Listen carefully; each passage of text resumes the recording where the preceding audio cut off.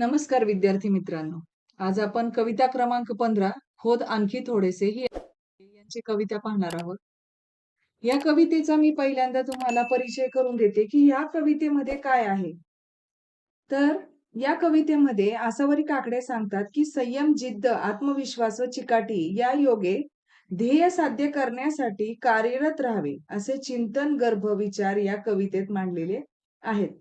तसेच अविरत प्रयत्नांनी सकारात्मक जीवन जगावे ही शिकवण त्यांनी या कवितेमध्ये दिली आहे.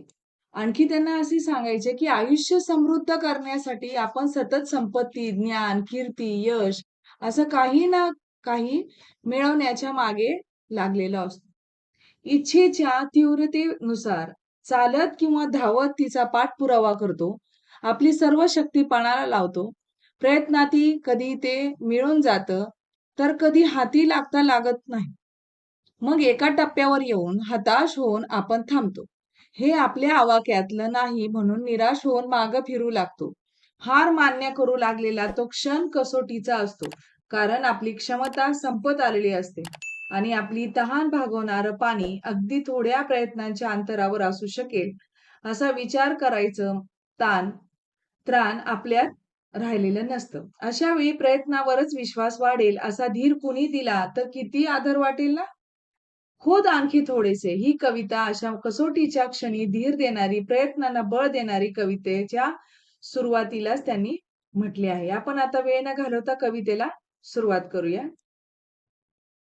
तर कवितेच्या ओळी पहा.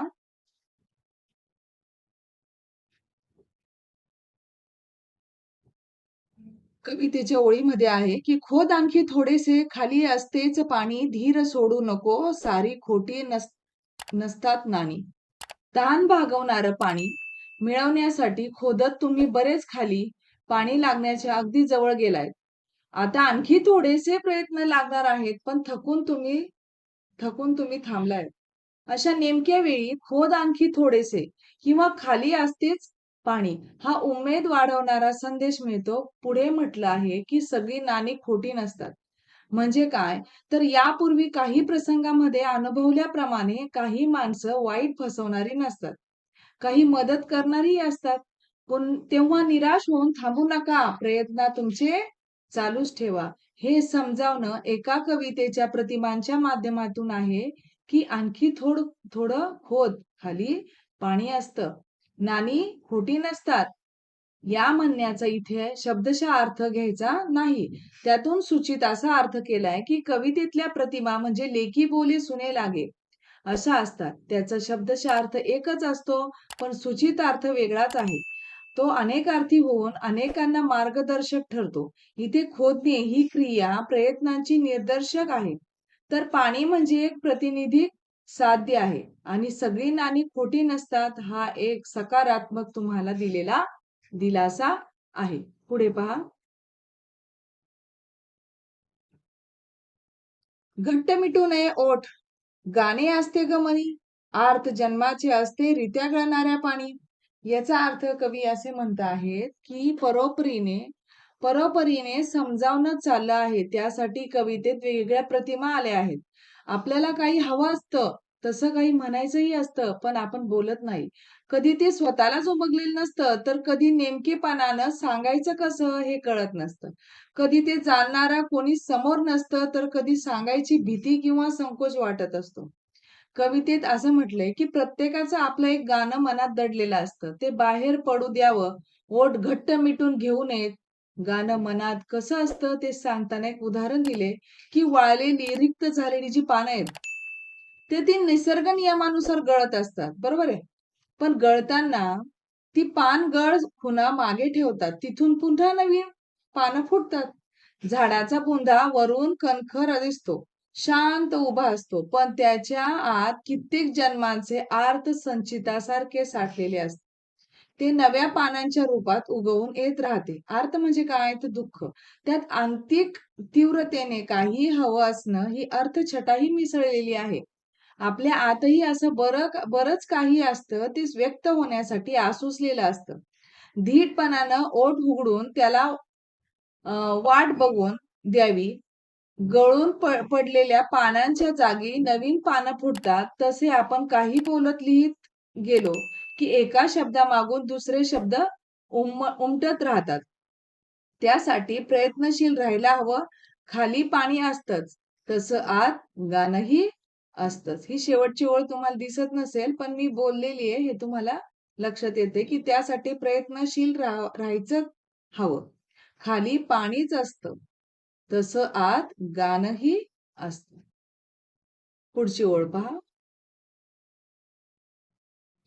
मूठ मिटून कशाला म्हणायचे भरलेली उघडून ओंजळीत घ्यावी मनातली तळी.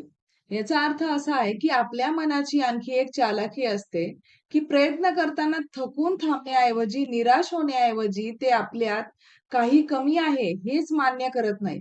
झाकली मूठ 1.25 लाखाची अशी समजूत करून घेत आहे आणि आहे तिथं थांबून राहतं. कविता मनाची ही पळवाट शोधून काढते आणि प्रश्न विचारते की मूठ न उघडताच ती भरलेली आहे, असं काच म्हणायचं? मूठ उघडून स्वच्छ पाहावं, तिचं रीते पण स्वीकारावं. असा याचा सूचितार्थ असा की स्वतःचा शोध घ्यावा, स्वतःतल्या उणिवा समजून घ्याव्यात, त्याचा स्वीकार करावा आणि त्या दूर करण्यासाठी प्रयत्नशील व्हावं. स्वतःत खोल उतरून पाहावं, तिथं क्षमतांनी भरलेली जी तळी आहे ती दिसतील. त्या सुप्त रूपात असलेल्या ज्या क्षमतांना जाग आणावी. आपली रीती ओंजळ भरून घ्यावी. रीतेपणाची, उणिवांची जाणीव झाली तरच त्या भरून काढण्याचे प्रयत्न केले जातात. पुढची शेवटची ओळ पहा. यामध्ये सांगितले या कडव्यात की जरा लागलेच तिथे खोद आणखी जरासे, उमेदीनं जगण्याला बळ लागते थोडेसे. म्हणजे काय, जरा लागेलच, आणखी थोडंसंच खोदायला हवं. जे मिळवायचे ते यश पूर्ण क्षमतानिशी केलेल्या प्रयत्नामुळेच मिळतं. या प्रयत्नांसाठी लागणाऱ्या ज्या क्षमता आहेत त्या आपल्या आत असतात. त्या सुप्त क्षमता रित्य ओंजळीत घेऊन त्यांचा वापर करावा. हे सगळं केवळ एखाद्या विशिष्ट साध्यापुरतं नाही, एकूण जगण्याशीच एक सगळ्याचा संबंध जोडत कवितेत शेवटी म्हटले की उमेदीनं जगण्यासाठी प्रत्येक टप्प्यावर हे बळ लागतच असतं. ही कविता अशा प्रकारे समजून घेता येईल. पण एखादी कविता अशी समजावून सांगणं म्हणजे घास भरवण्यासारखंच आहे, हो की नाही? कवितेचा आस्वाद आपण आपलाच घेता यायला हवा. मात्र त्यासाठी कविता या साहित्य प्रकाराची पुरेशी ओळख व्हायला हवी. या निमित्तानं याच कवितेचा आधार घेत तेही पाहूया. तुम्हाला आजची ही जी कविता आहे, खोद आणखी थोडंसं, ही तुम्हाला मोटिवेशन करण्यासाठी ही कविता दिलेली आहे की तुम्ही काय करा, जास्तीत जास्त प्रयत्न करा. प्रयत्नाती परमेश्वर. नक्कीच यश तुमच्या हाती आहे. धन्यवाद.